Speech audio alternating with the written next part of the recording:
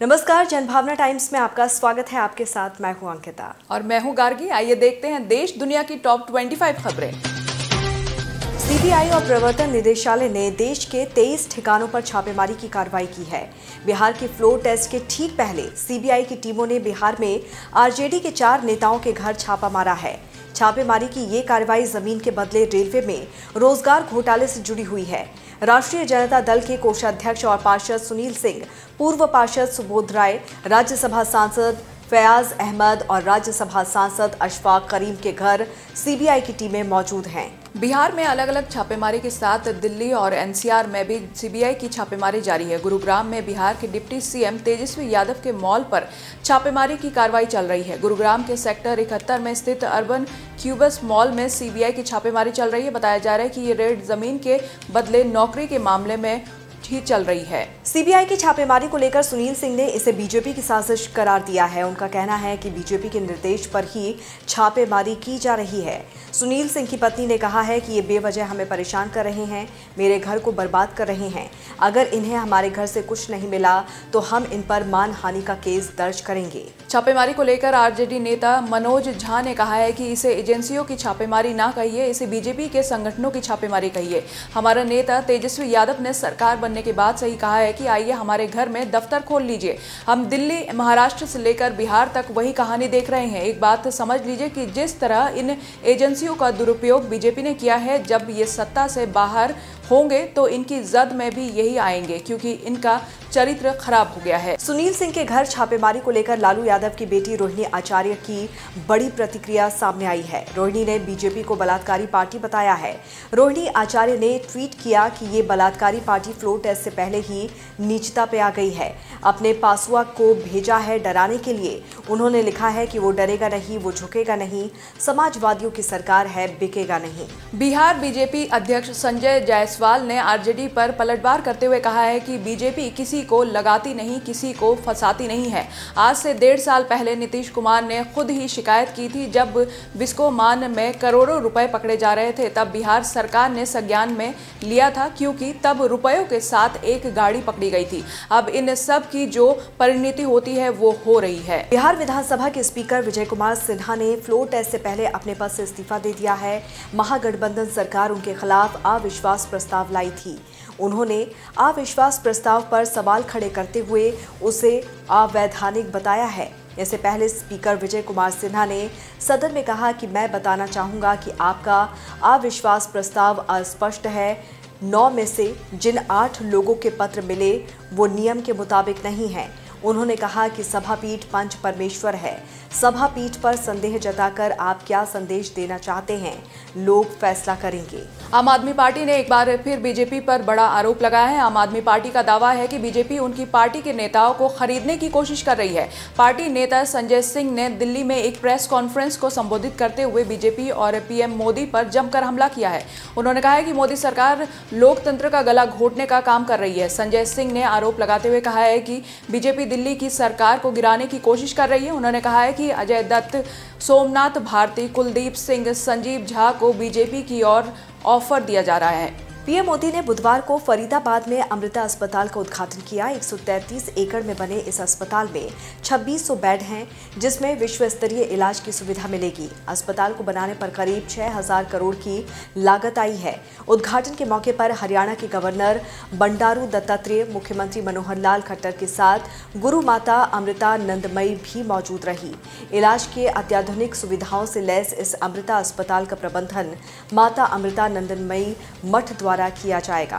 पैगंबर मोहम्मद पर विवादित टिप्पणी करने वाले बीजेपी विधायक टी राजा सिंह को मंगलवार सुबह गिरफ्तार किया गया था, लेकिन रात तक उन्हें जमानत मिल गई। इसके विरोध में हैदराबाद में जगह जगह पर लोगों ने रात भर प्रदर्शन किया। इन प्रदर्शनों में एक सब इंस्पेक्टर समेत 4 लोग घायल हो गए। बड़ी संख्या में मुस्लिम युवाओं ने गोशा महल की तरफ मार्च करने की कोशिश की, लेकिन पुलिस ने उन्हें रास्ते में ही रोक लिया। जम्मू कश्मीर के कठुआ जिले में बीजेपी नेता का शव पेड़ से लटका मिला है।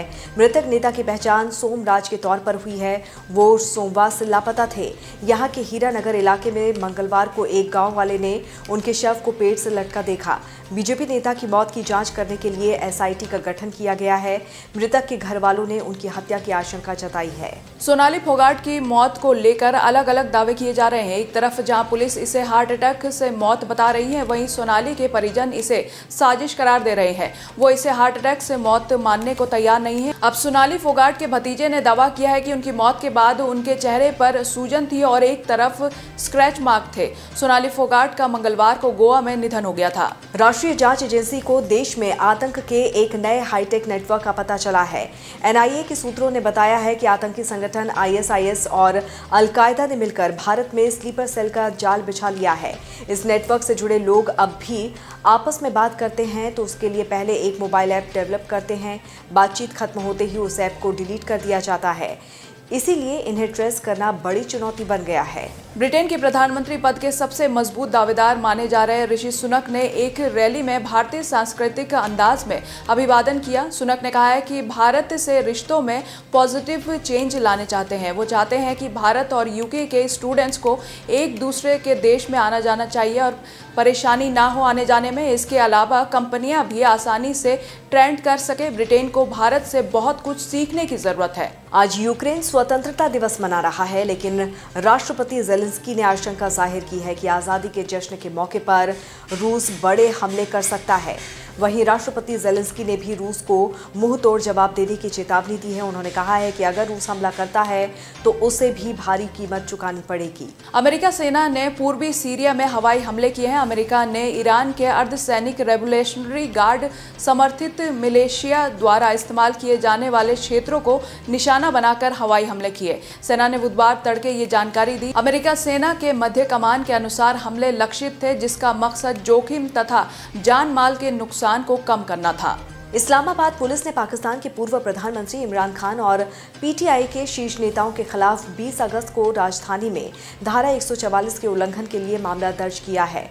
शिकायत के अनुसार रैली के लिए लगभग 1000 से ज्यादा पीटीआई समर्थक इस्लामाबाद के 0 पॉइंट इंटरचेंज के पास इमरान के आदेश पर और पार्टी के झंडे लेकर जमा हुए थे। फिनलैंड की प्रधानमंत्री सना मरीन की ड्रग रिपोर्ट नेगेटिव आई है। 19 अगस्त को मरीन का एक पार्टी में डांस का वीडियो सोशल मीडिया पर वायरल हुआ था। विपक्ष आरोप लगा रहा था कि प्रधानमंत्री ड्रग्स के नशे में थी और इतने जिम्मेदार पद पर रहते हुए उन्हें ये शोभा नहीं देता। यूएई में चौथी बार एशिया कप का आयोजन होने जा रहा है और इसकी शुरुआत 27 अगस्त से होगी और फाइनल 11 सितंबर को खेला जाएगा। भारत दूसरी बार जीत के हैट्रिक लगाने के इरादे से उतरेगा। उसने 2016 और 2018 में पिछले दोनों एशिया कप में टाइटल जीते थे।